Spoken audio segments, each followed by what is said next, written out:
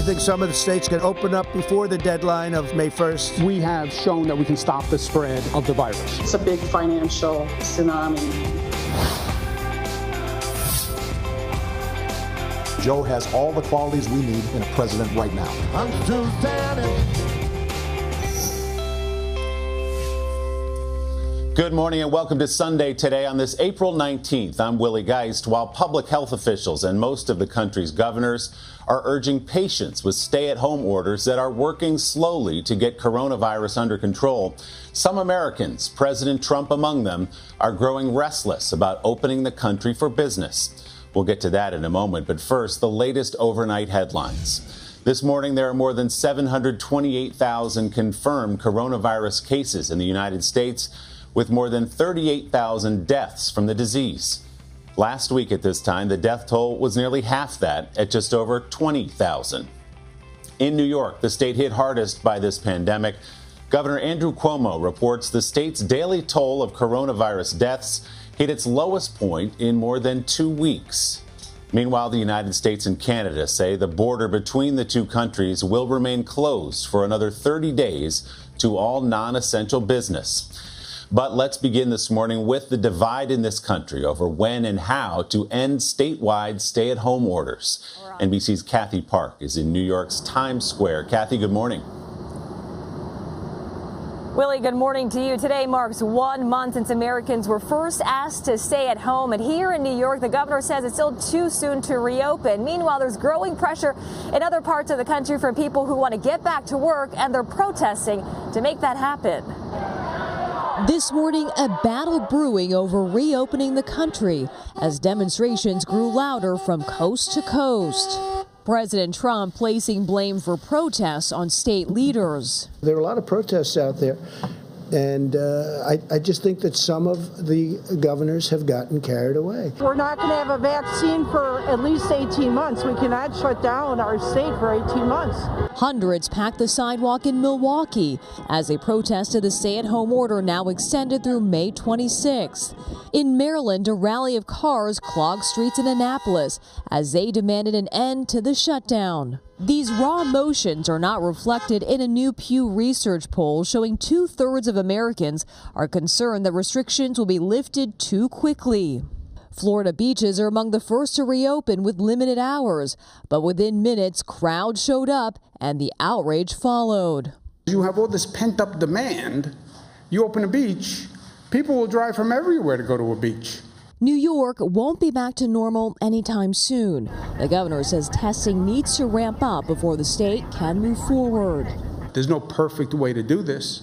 And at food banks across the country, stunning images of Americans waiting in line for their next meals. I've always, worked. I've always been able to support myself, support my family. It's always been okay. It's a lot different right now. President Trump is chief among those pushing to get America back to work. NBC's Kelly O'Donnell is at the White House for us. Kelly, good morning. Good morning, Willie. Eager to resume some parts of life beyond the virus, President Trump declared Saturday there are positive signs in the country that COVID-19 is past its peak. He sought credit for his team, calling the U.S. the king of ventilators because of his actions to compel production, and claimed the number of tests conducted here now tops 4 million.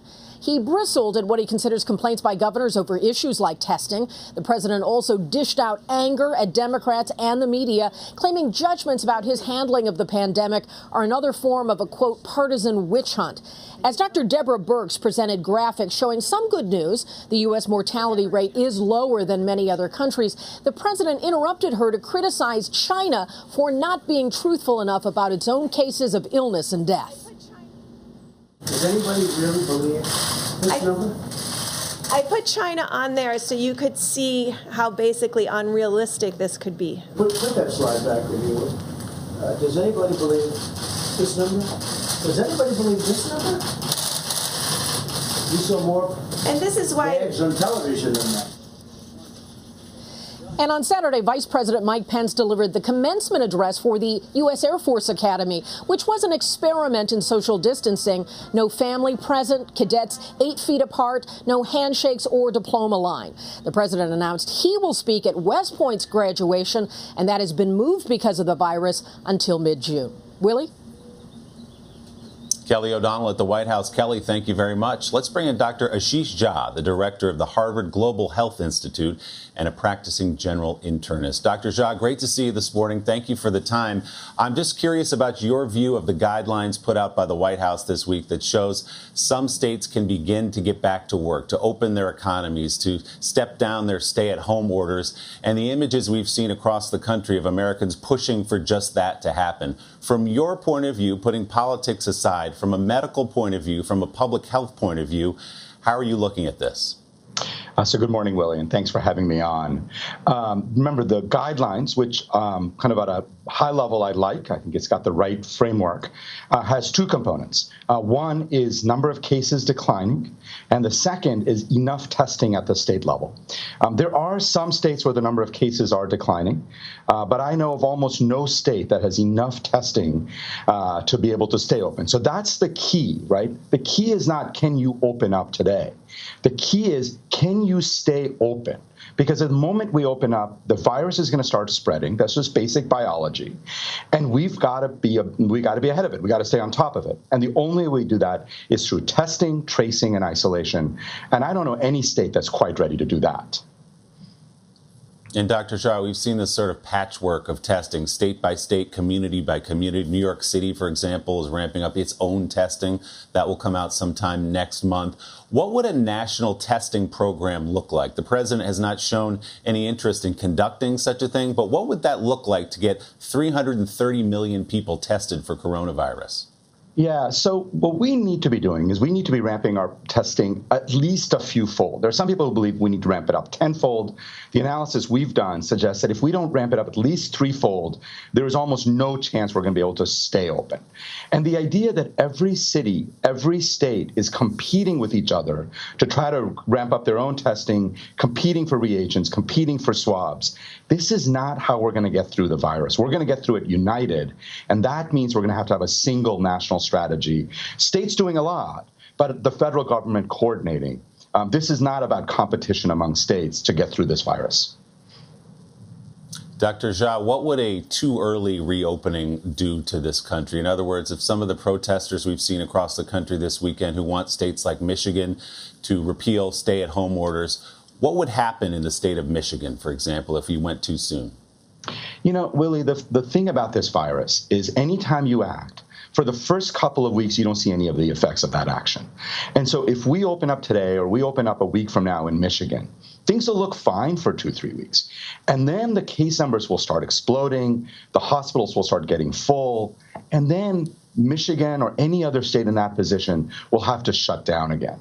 So the question for people is, do you want to be shut down again? If the answer is no, a little more patience, ramping up of testing and tracing, and then we have a shot of staying open, which is what we all really care about.